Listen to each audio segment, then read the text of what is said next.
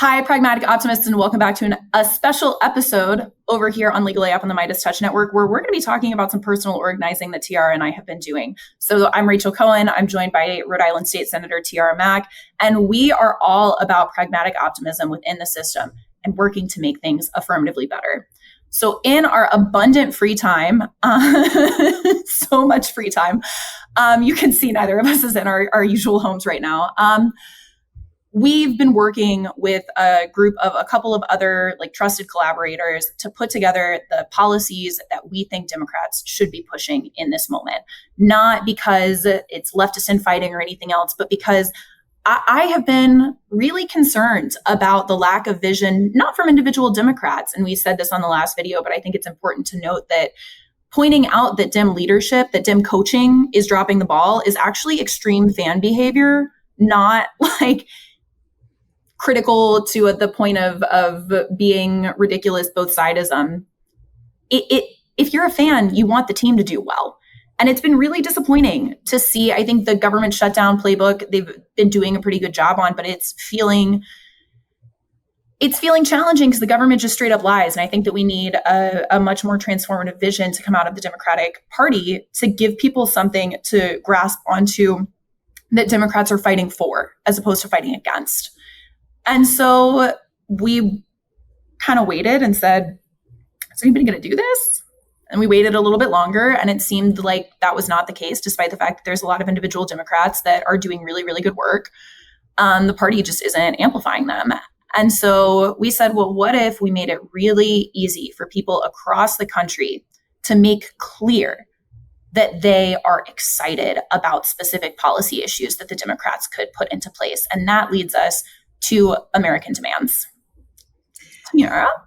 And Rachel, we're just regular schmegular everyday people who have raised their hands to say that leadership doesn't have to come from the top. Leadership is supposed to come from the grassroots. And we have seen, again, extreme fan behavior. It comes from a deep love of the Democratic Party. It comes from a deep love of this country and a vision for a future where people who look like me, have backgrounds like mine and yours, and so many other countless identities and backgrounds across our nation can flourish in this country. And so we want to demand a vision. We want to demand that Democrats come together and look at the abundance of hard-hitting policy that is just common sense that people are like, yo, I rock with it. Raising our wages, fighting corporate abuse, huge one. Making billionaires pay. I don't think anyone is on the wrong side of that issue. Stopping big tech tycoons, banning gerrymandering, building more trains, my personal favorite, ending endless wars, and defending citizenship. These are common sense demands that are, I think, universal, no matter where you live, a blue state, a purple state, a blue bubble in a red state, a red bubble in a blue state, are regular, everyday American demands of how we can get our country back and how we can hold democratic leadership for what happens after we get control back of Congress and the Senate and the presidency.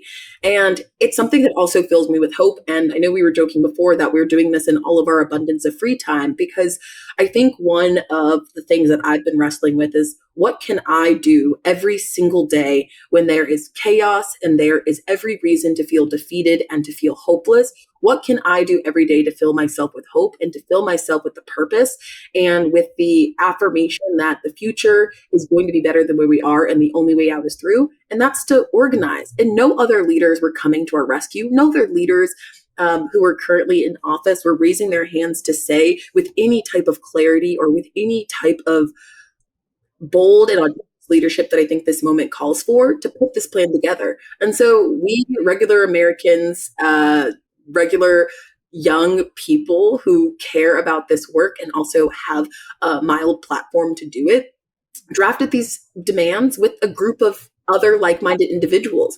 And we've gotten feedback, and we are going to hope that these resonate with so many people. And we want discourse. We want people to take these and run with them. We want you to adopt these at the local level. We want to have something that we can hold our federal leaders accountable to, because I think that's what this moment calls for. And Rachel, what's driving you with these demands? Or why did you decide to get in a group chat with me one day and say, maybe it's us, maybe it's us? That is what was said. Well, one of the reasons is because ever since you and I met a decade ago now, I have had some sense of Like, we're really motivated, and I think that we will be able to plug in and help people. And that moment of like, maybe it's us, is something that I don't think is unique to us. We're very well positioned, and I want to make sure that I do name that. We're regular Americans, but also Tiara is a state senator. We both have Ivy League institutions on our resumes. Like, there are certain degrees of access and spaces that we have that I recognize that not everyone has. And I recognize that in large part because I went to Ohio State for undergrad, and I didn't have that kind of, and Tiara has a background like where we have those things now, but we didn't grow up necessarily fully in those spaces or in them at all. And so I think that notion of feeling, why isn't anyone doing anything? Why isn't anyone doing anything? Why isn't anyone doing anything? That was something I felt all the time when I was at Skadden and before I decided to leave. And so I'm trying to be better now about saying to myself, as long as I have really taken a look at the landscape, and there's lots of organizations doing great work, right? So like Working Families Party is doing really, really good work. They don't really have a national presence at this point, and they're building out. And I speak for both of us when I say that I am very supportive of the work that Working Families Party does. But for example, in Chicago, there's not I don't even think they endorse at the local level. And so I think that having something that was really grassroots and non-structural in that way was important to me. And then I think that what a lot of people are saying, and that I understand, is that, well, isn't this a lot of the things that you want? Don't Democrats already technically stand for this? Some of them, yes, but the issue is that there's been no accountability. Like, here are our top issues, and we're going to sign on and get this done really since Obamacare, from my perspective. Green New Deal under Biden was really, really impressive, but I feel like they didn't really run on it, which is a shame, because I felt like it was the best piece of legislation that came out of the Biden administration. And it was really transformational, and it's devastating to see it be dismantled so quickly.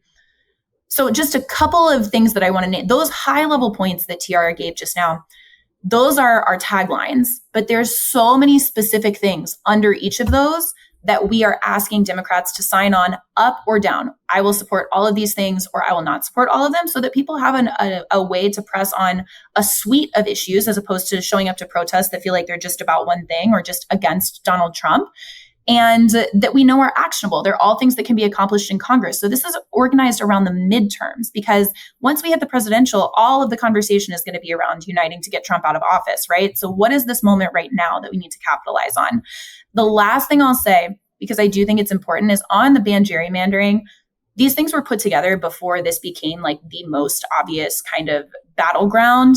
And this is a ban that shifts. One of the things under there is that it shifts towards a proportional representation structure, which we'll come on and talk about more, and we'll make Will talk about, because he's our resident wonk. And honestly, he can explain it better than I can. And then I can translate what he says to y'all, because it will take a couple of follow-ups.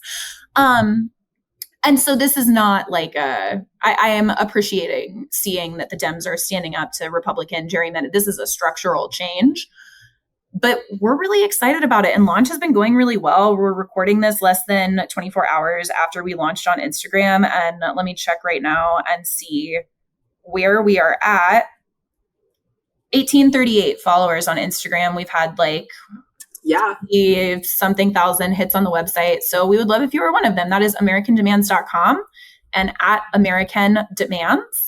And it'll be in the comments here. So please keep following along on the Midas Touch Network. We'll try not to take over too much of our commentary with this kind of external organizing, but y'all have been such an important community to us. And we wanted to share to you what we're working on outside of YouTube and Legal AF on the Midas Touch Network, which you can subscribe and follow along here on Substack, a million other places.